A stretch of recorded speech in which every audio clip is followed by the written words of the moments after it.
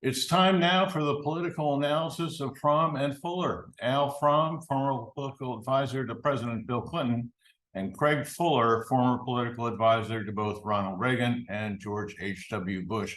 Good morning, all. Craig, we've been probably predicting an indictment for Donald Trump for almost 2 years. And finally, one of them has materialized. And we've seen the helicopter shots of Trump coming and going. And, I think he's made something in the area of $12 million on this particular appearance. But it doesn't seem to me like this is going to end. And this might be the beginning of a series of indictments against the former president. How do you gauge the moment now and in anticipation that there might be even worse news for Donald Trump in the future? So I guess we should say at the outset that we're in completely uncharted territory. This is a first for Donald Trump, a first that I'm sure he didn't want to be indicted as a former president.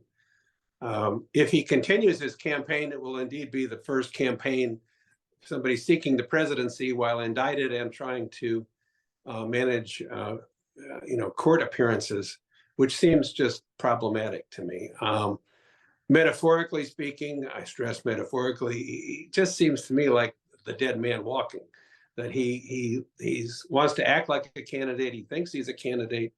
I just cannot imagine that in the end, that this indictment, and as you suggest, probably others, now that this path the line has been crossed, probably other indictments are going to tie him up. And the consequences of just this indictment means that he's involved in a legal process well into the election year and probably through the election year. So, there's talk of his political advisors designing a strategy to run while indicted. It just seems preposterous to me. That having been said, there are a block of voters within the Republican Party that are going to support him, I think, no matter what. And if there are too many Republican candidates, hit that block could give him some primary victories. But the prospect of running, it seems to me, is diminishing by the day. He has the problem of, a debate. I think the first debate is, I think, in August. You've got primaries early next year. So if it's only this indictment, there's going to be activity leading right into the beginning of the primary season. And that seems pretty difficult. I suspect for voters, though, and for most people, this has become kind of noise in the background. And what they'll pay attention to are those moments like we had the other day of him appearing in court. But those moments when the documents are turned over to him, when he's got to make a court appearance by the end of the year, perhaps, those are going to get a lot of attention, and none of it is going to be positive or make him, look particularly good. And if he's not careful, I think the most immediate question, he's almost begging for a gag order. And if he's not careful, the judge is going to impose a gag order on him, which I doubt he's capable of even adhering to. That means there's going to be more legal consequence. So I think it's a downhill slide. It's been a long trip downhill, but there's still a ways to go. But I don't see how he recovers from this. Al, the other side of the story, at least in terms of the first indictment, is many legal scholars think that this is a problematic case, but this may not play out legally against Donald Trump. And yet, so that's another element that has to be factored in. First of all, let me say, I think this Tuesday was a sad day for the country. I mean, the spectacle of former president being indicted, that 15 seconds of his walking into the courtroom, really a sad thing, no matter what side you're on politically. And then his performance at night, I mean, I agree with Craig. He looked like a dead man walking. I sort of thought he looked like a lunatic on Prozac. But he looks like a beaten man. And so he may have a lot of bravado, but I don't think it's going to get him that far. Look, what I think is, as we said all year, Trump can't win a general election. He couldn't win a general election before he was indicted, and he's certainly not going to be able to win it with 1 or 2 or 3 or 4 indictments hanging over him.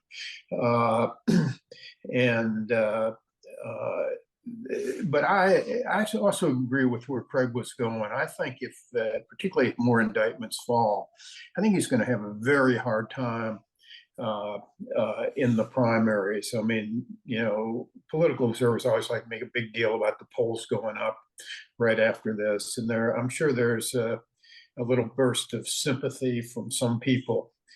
But I just don't think that after months and months of the kind of whiny, incoherent rants that we heard Tuesday night, that's going to play very well, even with Republican primary voters. Davis, you said, I mean, I think a lot of legal experts do think this probably is a weak case. Certainly the crime isn't the most severe that Trump has probably committed. But there's a certain irony to it, because he spent his whole lifetime, his whole life's goal was to become a gossip columnist celebrity, to make, to be a star in the New York tabloids by his womanizing, and now he gets brought down by trying to cover it up. Two things that a decade ago he would have tried to get on page 6 or on the front page of the Daily News and the Post. But I also think this may really begin, even though it's not the most serious charge he's going to face, it may really begin some big tectonic shifts in the political landscape over the next 18 months. For one thing, I think an anti-Trump path is going to really open up wide. That should have been the Larry Hogan path, but he decided not to run. Maybe he will reconsider. Asa Hutchinson, the former governor of Arkansas, had decided over the weekend before the indictment was actually formally came down that he would take that path. And maybe that gives him an advantage. I also think it probably will help in the end Nikki Haley, but we don't really know who else is going to get in the race. So, and as Craig says, it's possible somebody could get in that Trump would have a chance, but I doubt that, frankly. I think the other big loser is Ron DeSantis. He chose as his course, his path, to be mini Trump. And I think that's going to look worse and worse. And he's going to have to figure out how to deal with that. But to me, the most interesting question coming out of Tuesday, and I'd say both the Trump indictment and the Wisconsin Supreme Court election, which I'll mention in a minute, is how the Republican Party as a whole is going to react. I can't help but believe that Trump's support's going to begin to dissipate, and maybe even pretty rapidly. Mike Pence deciding he's not going to appeal his subpoena is a pretty big thing, because it might indicate that Pence, after a year of sort of vacillating, has decided to take the anti-Trump path. But I just can't imagine it's going to be too long before members of Congress, Senate candidates, gubernatorial candidates are really going to question the value of having Trump at the top of their ticket. I mean, survival is the first rule of politics. And the other thing that happened on Tuesday was the Supreme Court election in Wisconsin. Wisconsin is a very tight swing state. The court is going to rule on abortion and probably on gerrymandering. It's the most gerrymandered state in the country, with a very slight or even a Republican majority, or maybe a Democratic majority in votes. I think it's about 65% of the seats in the legislature Republican, and the court has upheld that. Abortion was clearly the issue, and what that campaign shows, and it wasn't even close. Usually Wisconsin races are a few thousand votes. This was a 10% victory. What it shows is that abortion and election denial are still not very popular, and they're losing causes. So I think when you put all of this together, there's going to be some real pressure for the Republicans to try to just get past Trump, quit fighting over 2020, come up with some, moderation of their extreme anti-abortion zeal, and nominate a next generation candidate. And of course, that's where Nikki Haley has decided to run. But I also think the other tectonic shift is if all that starts to happen, I also might think that President Biden might reconsider his decision to run for re-election. Craig, do you think that this is a moment in time for the Republican Party?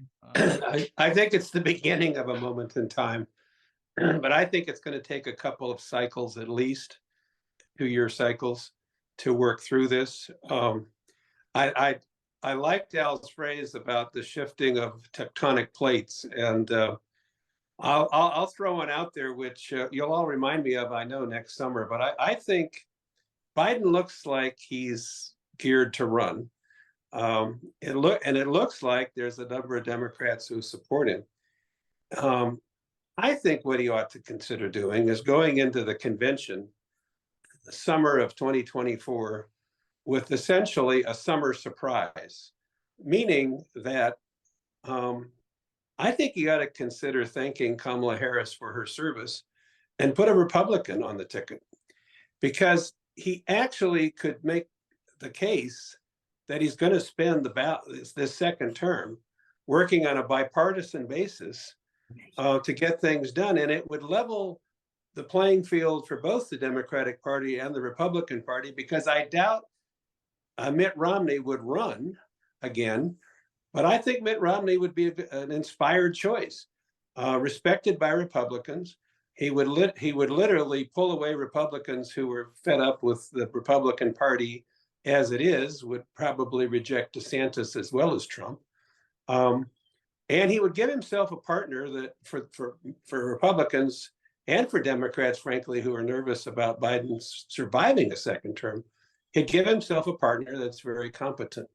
Now, can this happen? Has it ever happened? No, but as I said, we're in completely uncharted waters here. And I think, to go back to your question, the Republican Party is going to have a hard time self-correcting if they have to really go through this presidential contest in 2024 trying to field a candidate. They will, but I think I don't think they're going to be successful. And I do think if Biden reads the Republicans as weak, which surely he will, especially if Trump is anyway involved, he may get himself elected for a second term, but it's a very demanding task to get reelected. It's a very demanding task to serve those 8 years. So for the good of the country, I think you got to have a partner that's perhaps more broadly accepted. That's my tectonic plate shift for the day. Al, you have the last word. I agree with what Craig said about it probably taking more than at least 2 years. Even though our experience with the Democratic Leadership Council was that you can change a party a lot faster than you expected. We formed in 1985 and we had nothing. We just formed out of thin air. And by 1992, we elected a president. The intervening factor that made it possible for us to do that was getting clobbered again by Craig and George H.W. Bush in 1988. So the Republicans probably need another loss to really galvanize them, and another loss will with Trump at his age and probably out of the picture by the next election, as we've been saying, they'll have real impetus then to try to rebuild, and maybe they'll get past some of their nutcases that have come to dominate. I mean, what Kevin McCarthy has done is just unbelievable, letting people like Marjorie Taylor Greene become the second most powerful person in the House. I mean, that is just it is unconscionable, but he's done it. I mean, I guess. I mean, if Biden were to pick, as Craig suggested, somebody like Mitt Romney, that might work. But I guess I just don't think that that's the course to go. I think the course to go is for if Biden decides he wants to change his plans, is we really need next generation candidates on both sides. I would not be adverse to a ticket that had a Democrat and a Republican on it. But Mitt Romney is, practically as old as Biden. And it's just a reinforcement of the generation that has contributed so much to our country, of which we are part, but it's really passed in terms of the leadership this country needs. So, but I guess I think that as I look at the election, as a Democrat, I look at it pretty simply. I want to win it. It's important to me because I think there's just too much of the Republican Party that is bought into this anti-democratic Trump stuff. And so it's really important that we win. I think that if Trump is the nominee, and as I've said all morning, I don't think it's going to be, but if he is, Biden can run and win. I don't think Biden will beat any other Republican. And so I think that if Trump, the minute Trump's off the scene, it would be important for Biden to reconsider.